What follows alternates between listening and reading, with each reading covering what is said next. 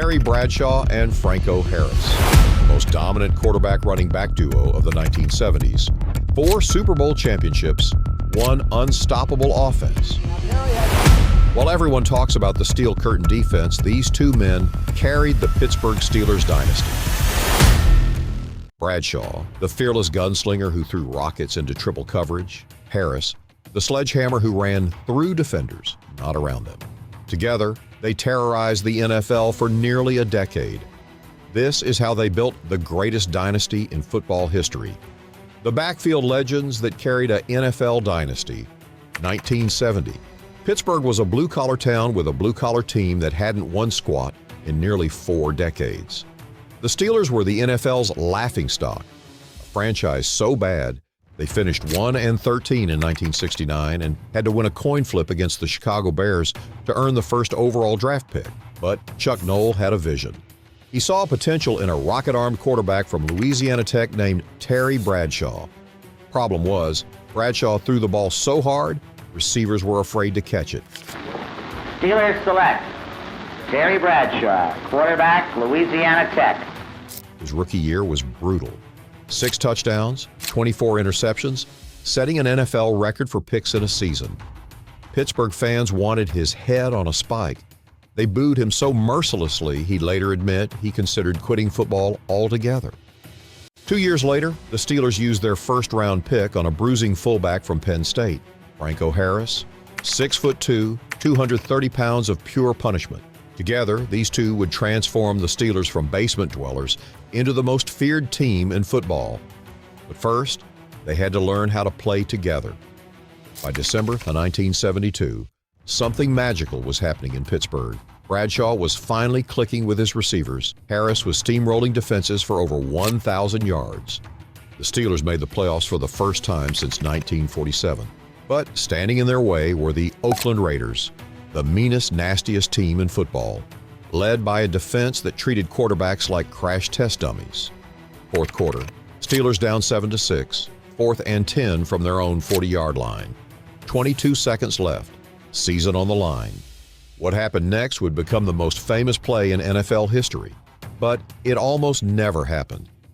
Bradshaw drops back, scrambles right, throws a prayer toward running back John Fuqua. The ball deflects off Raiders safety Jack Tatum, and Franco Harris scoops it up, racing 42 yards for the touchdown. The immaculate reception, the play that changed everything. But this wasn't just luck, folks. This was the beginning of something special. Terry Bradshaw threw a football like other quarterbacks threw grenades, hard, fast, and with zero regard for his own safety.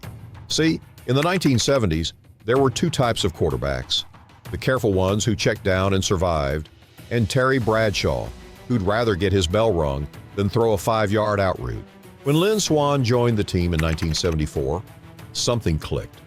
Swann was a ballet dancer who happened to play football. Bradshaw was a gunslinger who threw bullets. Together, they created pure art. Super Bowl X against Dallas, 4th quarter. Bradshaw drops a 64-yard bomb right into Swann's hands. But here's the crazy part. Bradshaw got knocked unconscious on the play. He didn't even see the touchdown. That was Terry Bradshaw. He'd sacrifice his body to make the throw. No computer-generated passing charts, no checking with coaches on the sideline, just pure instinct and a rocket arm. Then came John Stallworth in 75, another deep threat, another target for Bradshaw's cannon. Defenses couldn't stack the box against Franco Harris anymore. They had to respect the deep ball. Think about it. You're a defensive coordinator in 1975. Do you load up 8 men in the box to stop Franco Harris? Or do you keep safeties deep to prevent Bradshaw from burning you over the top? Pick your poison. That's what made this backfield so deadly. Bradshaw's fearless arm kept defenses honest, which opened up running lanes for Harris. It was the perfect marriage of smash-mouth football and explosive plays. From 1974 to 1979, Bradshaw threw 212 career touchdown passes and became the league MVP in 1978. But it wasn't just the numbers. It was how he threw them, under pressure from impossible angles, while getting his clock cleaned by 280-pound defensive ends. But here's where the story gets really interesting. While Bradshaw was launching missiles downfield, Franco Harris was doing something equally revolutionary on the ground. See, most running backs in the 70s were either fast and fragile or big and slow. Franco Harris, he was something completely different. He was a sledgehammer wrapped in silk pajamas. And what he did to NFL defenses for 9 seasons was borderline criminal. Franco Harris didn't just run through holes, he created them. At 6'2" and 230 pounds, he ran with the power of a fullback, but the grace of a dancer. Look at this. Third quarter against Cleveland, 1975.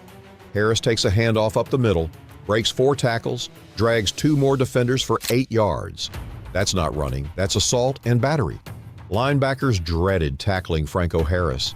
He had this uncanny ability to drop his shoulder at the perfect moment, turn what should have been a 2-yard loss into a 6-yard gain.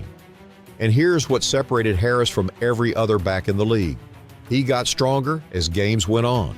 Fourth quarter, when defenses were gassed, that's when Franco took over. December of the 1976 playoff game against Baltimore, fourth quarter. Harris already has 140 yards rushing. Defense is exhausted. What does he do? Rips off a 32-yard touchdown run that sealed the game. But Harris wasn't just a power back. He had breakaway speed, too. Career 4.5 40-yard dash. Once he hit the secondary, linebackers couldn't catch him, safeties couldn't tackle him. This was revolutionary stuff in the 70s. Most teams had a power back and a speed back. The Steelers had Franco Harris, a power back who happened to be fast. Defensive coordinators lost sleep over this guy. You stack the box with 8 defenders. Bradshaw burns you deep. You play coverage. Harris runs for 200 yards. 8 consecutive 1,000-yard seasons from 1972 to 1979. Only Walter Payton and Tony Dorsett matched that consistency in the 70s. But neither of them had to share carries while playing in the Steel Curtain's punishing ground game.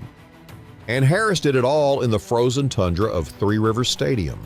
No dome, no perfect field conditions, just mud, snow, and 300-pound defensive linemen trying to take his head off.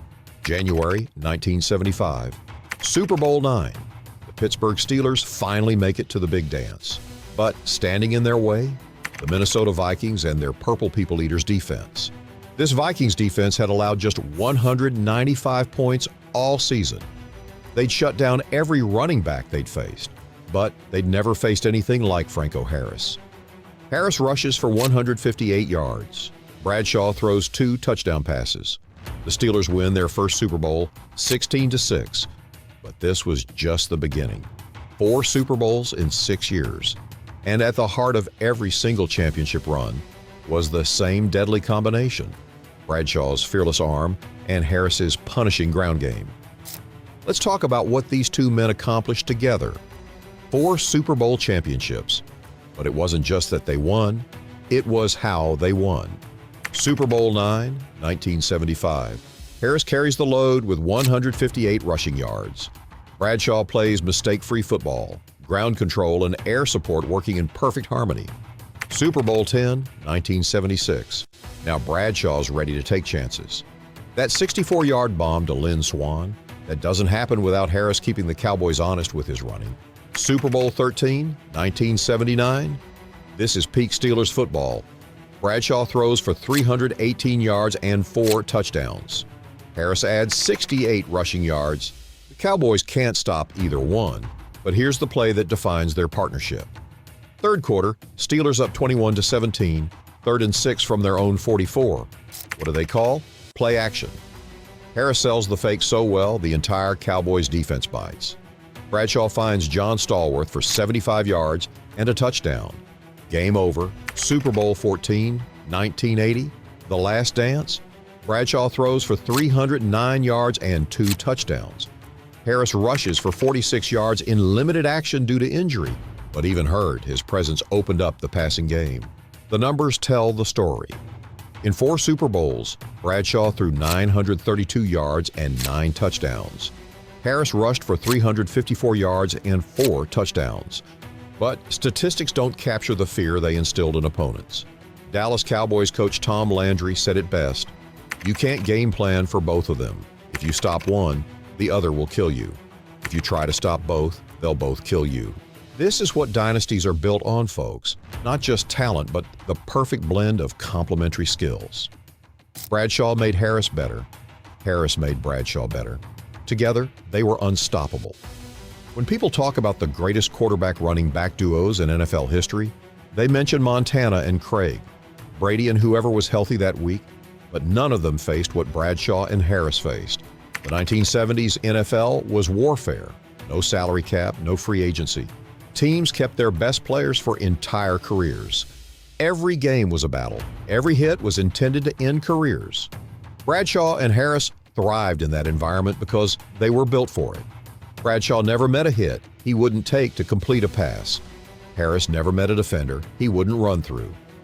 Modern quarterbacks slide before contact. Modern running backs step out of bounds to avoid hits. Bradshaw and Harris, they sought out contact. They lived for it. Chuck Noll knew he had something special. Two tough kids who played the game the way it was meant to be played. No shortcuts, no complaints, just results. The 1970s Pittsburgh Steelers are remembered for their steel curtain defense, the terrible towel, Mean Joe Green, and Jack Lambert. But defense doesn't win championships alone. You need an offense that can score when it matters. You need a quarterback who'll throw into triple coverage and a running back who'll carry you when times get tough. Terry Bradshaw and Franco Harris were more than just teammates. They were the engines of a dynasty. The backfield that carried 4 Super Bowl championships. When football was football. When quarterbacks were gunslingers and running backs were bulldozers. When the Pittsburgh Steelers ruled the world. With the backfield that carried a dynasty. Subscribe to Kicker Throne. See you in the next one.